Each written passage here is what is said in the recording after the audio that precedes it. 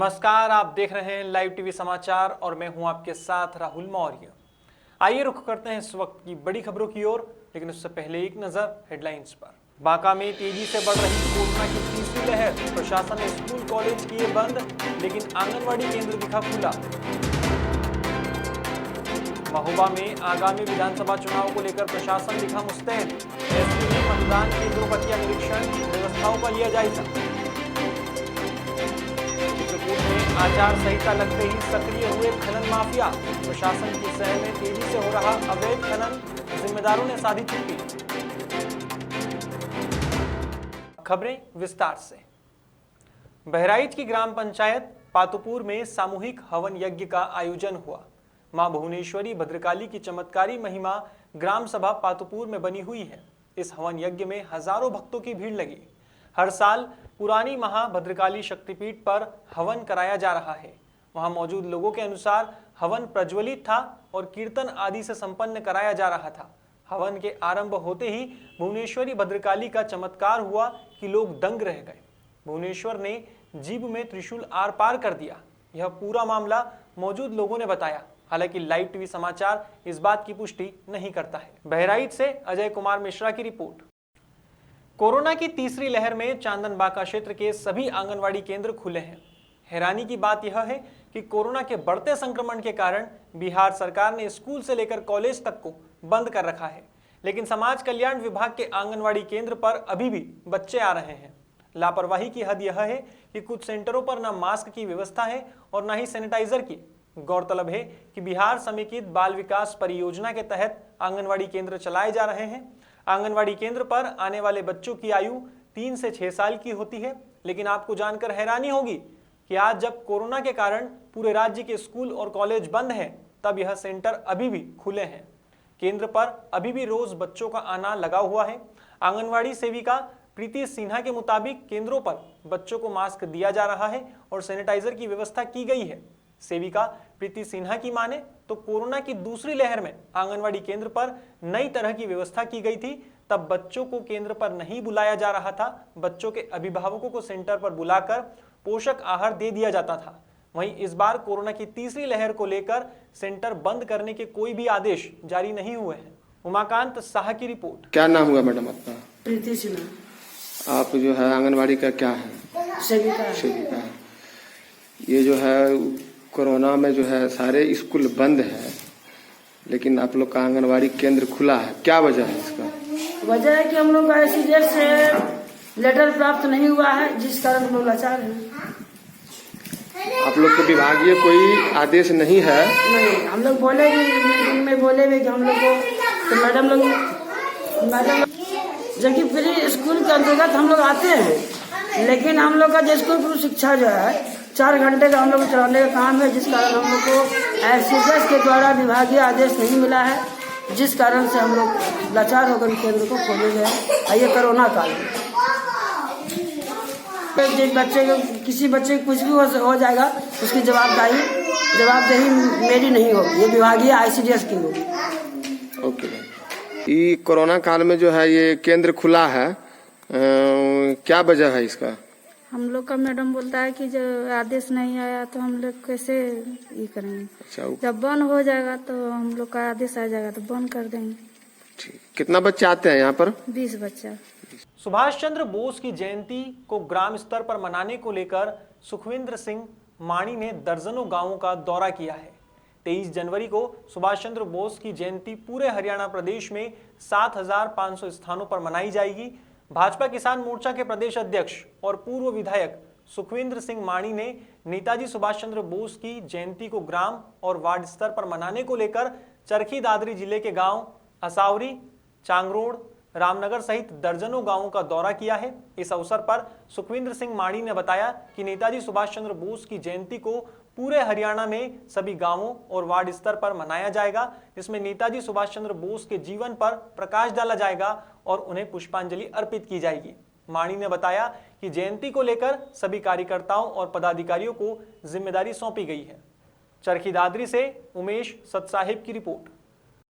ऐसे मतवाले थे, ऐसे लोग थे जिन्होंने अपनी जान की परवाह किए बिना उस वक्त अंग्रेजों के समय में भारत देश को आज़ाद करवाने के लिए, इस लोकतंत्र को स्थापित करने के लिए अपने जीवन को त्यागने का भी काम किया। ऐसे अनेकों परिवारों को हम आने वाली 23 तारीख को हरियाणा प्रदेश में याद करने का काम करेंगे। ये हमारे लिए इसलिए भी महत्वपूर्ण है कि हरियाणा प्रदेश के साथ साथ पूरा देश आज़ादी का 75वां साल मना रहा है, और 23 तारीख इसलिए महत्वपूर्ण है, सुभाष चंद्र बोस जी की 125वीं जयंती है। तो हरियाणा प्रदेश की ये 75वां साल जो आज़ादी का अमृत महोत्सव का है, इसमें 7500 स्थानों पे, जिसमें गांव और शहर के वार्ड हमने शामिल किए हैं, 7500 स्थानों पे 75 से ज़्यादा संख्या के अंदर ये कार्यक्रमों का आयोजन हम करेंगे। इसी उपलक्ष्य में हमारी यहाँ मंडल स्तर के गांव के जो प्रमुख कार्यकर्ता हैं, उन सब की भी इसमें राजनीतिक रूप से भी, जो चाहे वो कांग्रेस पार्टी से जुड़ा हो, अन्य किसी दल से जुड़ा हो, हर एक व्यक्ति का योगदान इस देश की आज़ादी के लिए, हर एक परिवार का योगदान था।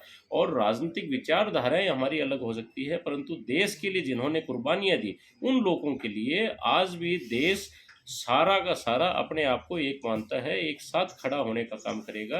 इस प्रकार का आयोजन ये 23 तारीख को आज़ाद हिंद फौज के से जुड़े हुए जो परिवार थे, उनके सम्मान में, जो हमारे शहीद परिवार हैं उनके सम्मान में, जो हमारे आज भी बॉर्डर के ऊपर फौज के अंदर हमारे बेटे भाई ड्यूटी देते हैं, आज उन सब के सम्मान में 23 तारीख को हरियाणा प्रदेश खड़ा होगा और एक स्वर में हरियाणा बोलेगा, जय हिंद बोस।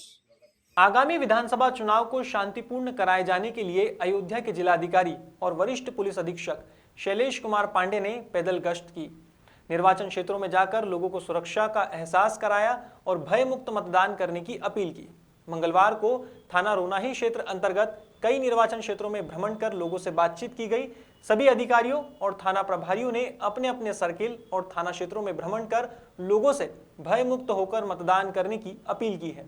अयोध्या से वीके यादव की रिपोर्ट। आगामी विधानसभा चुनाव को शांतिपूर्ण, निष्पक्ष और पारदर्शी तरीके से संपन्न कराने के लिए पुलिस प्रशासन एक्टिव मोड पर है। बिसंडा थाना पुलिस ने पुलिस अधीक्षक बांदा अभिनंदन के निर्देश में बिसंडा थाना क्षेत्र के संदिग्ध इलाकों में पैदल गश्त की है और ग्रामीण क्षेत्रों का निरीक्षण किया है। थाना अध्यक्ष विजय कुमार सिंह ने जानकारी देते हुए बताया कि विधानसभा चुनाव के मद्देनजर लोगों में सुरक्षा और विश्वास की भावना जागृत करने के उद्देश्य से मंगलवार को पुलिस अधीक्षक बांदा अभिनंदन के निर्देश और क्षेत्र अधिकारी बबेरू सियाराम के नेतृत्व में पुलिस ने पैरामिलिट्री फोर्स के साथ संदिग्ध इलाकों में पैदल गश्त की है। पुलिस ने मतदान केंद्र सहित कई बूथों और पुलिस फोर्स सहित पैरामिलिट्री फोर्स के रुकने के स्थानों का निरीक्षण किया है। क्षेत्र अधिकारी बबेरू सियाराम ने मतदाताओं से शांतिपूर्ण ढंग से मतदान करने की अपील की है। बांदा से आशा देवी की रिपोर्ट।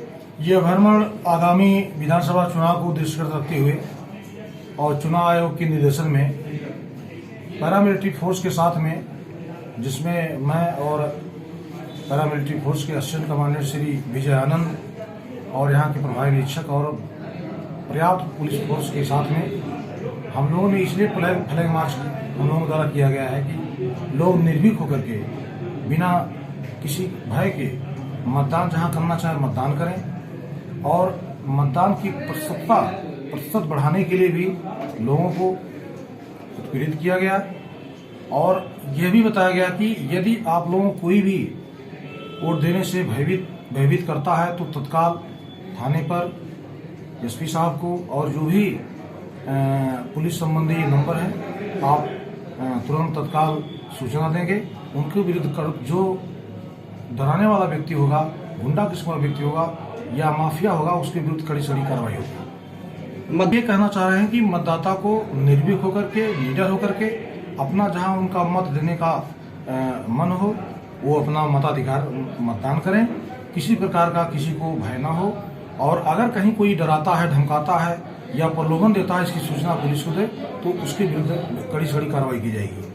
बांदा जनपद के बिसंडा थाना क्षेत्र अंतर्गत विधानसभा चुनाव की सुरक्षा व्यवस्था और शांतिपूर्ण ढंग से चुनाव संपन्न कराने के लिए पुलिस अधीक्षक के निर्देश अनुसार पुलिस क्षेत्र अधिकारी सियाराम के नेतृत्व में सीआरपीएफ के असिस्टेंट कमांडेंट विजय आनंद और थाना प्रभारी निरीक्षक विजय कुमार व क्राइम निरीक्षक सुबोध कुमार के साथ भारी पुलिस बल और सीआरपीएफ के जवानों ने अति संवेदनशील इलाकों में फ्लैग मार्च निकाला और मतदान केंद्रों की व्यवस्थाओं का निरीक्षण किया। वहीं थाना क्षेत्र अंतर्गत टॉप 10 अपराधी, गुंडा माफिया और वोट न डालने वाले दबंग व्यक्तियों के घर पहुंचकर आदर्श आचार संहिता का पालन करने के लिए निर्देशित किया।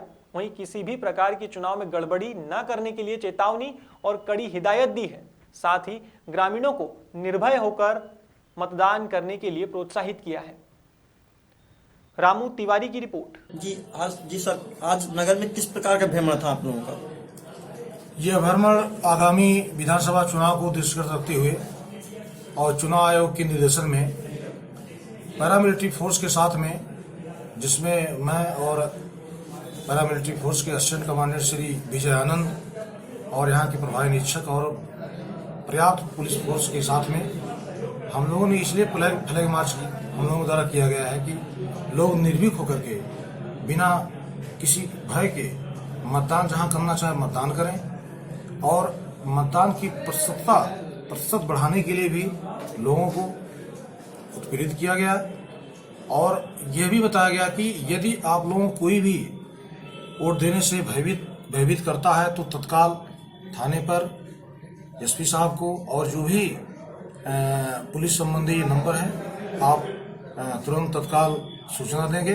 उनके विरुद्ध जो डराने वाला व्यक्ति होगा, गुंडा किस्म का व्यक्ति होगा या माफिया होगा, उसके विरुद्ध कड़ी से कड़ी कार्रवाई होगी। बहराइच के पयागपुर में आगामी विधानसभा चुनाव में भयमुक्त मतदान करने और मतदाता जागरूकता अभियान के चलते फ्लैग मार्च निकाला गया। मंगलवार को एसडीएम के नेतृत्व में थानाध्यक्ष पयागपुर हरेंद्र मिश्रा और आईटीबीपी ने संयुक्त रूप से नगर क्षेत्र में संवेदनशील स्थानों पर फ्लैग मार्च निकाला है। इस दौरान लोगों से कोविड प्रोटोकॉल का पालन करने की अपील की गई है। वहीं आगामी विधानसभा चुनाव को शांतिपूर्ण संपन्न कराने के लिए लोगों से शांति बनाए रखने की भी अपील की गई है। शरद कुमार की रिपोर्ट। मालपुर से गांधीनगर निकले लालजी भगत गुजरात के वाल्मीकि समाज के सफाई कर्मियों को श्रद्धांजलि देने पहुंचे। मंत्री प्रदीप परमार और राज्य मंत्री गजेंद्र परमार के सुलह के रवैये से आंदोलन के अंतर वाल्मीकि समुदाय के प्रतिनिधियों ने मुख्यमंत्री और सरकार को धन्यवाद दिया है। मालपुर के लालजी भगत और उनके समर्थकों ने सांबरकाठा जिले के तलोद तालुका में एक बैठक बुलाई थी। इस दौरान यात्रा के दलित भाइयों को समझाइश देकर उनकी समस्याओं के समाधान की जिम्मेदारी सामाजिक न्याय और मंत्री प्रदीप परमार और राज्य मंत्री गजेंद्र सिंह परमार को उनकी मध्यस्थता के लिए सौंपी गई है। अरावली से जगदीश सोलंकी की रिपोर्ट। महोबा में पुलिस अधीक्षक सुधा सिंह के निर्देशन में आगामी विधानसभा चुनाव को सकुशल संपन्न कराए जाने हेतु जनपद की पुलिस द्वारा कार्यवाही युद्ध स्तर पर की जा रही है। इस दौरान स्वयं पुलिस अधीक्षक फील्ड पर उतरकर समस्त तैयारियों का अवलोकन कर रही है। बुधवार को भी थाना क्षेत्र अंतर्गत मतदान केंद्रों का भौतिक सत्यापन किया गया और सभी मूलभूत सुविधाओं का जायजा लिया गया। इसके साथ ही पुलिस अधीक्षक ने स्थानीय लोगों से बात कर संवाद स्थापित किया और भयमुक्त होकर मतदान करने को कहा। वहीं कोरोना प्रोटोकॉल को फॉलो करने के लिए भी कहा गया है। Bureau report. चित्रकूट मानिकपुर तहसील अंतर्गत बहिलपुरवा थाने के प्रमुख क्षेत्रों में जैसे एंचवारा के मधरा लोकटा, गजटा, रुकमा खुर्द, रखना बुजुर्ग, शीतलपुर तरहुआ सहित अन्य जगहों पर पुलिस के सह में अवैध खनन हो रहा है। अवैध खनन में हल्का लेखपाल की भी मिलीभगत सामने आ रही है, क्योंकि हल्का लेखपाल इसकी सूचना आखिर उप जिला अधिकारी मानिकपुर को क्यों नहीं दे रहे हैं। ऐसे में अब जिम्मेदारों पर भी सवाल उठने लगे हैं, जिसके चलते देखना होगा कि आगे क्या कार्यवाही होती है। फिलहाल खबरों में बस इतना ही। देश और दुनिया की तमाम खबरों के लिए देखते रहिए लाइव टीवी समाचार। नमस्कार।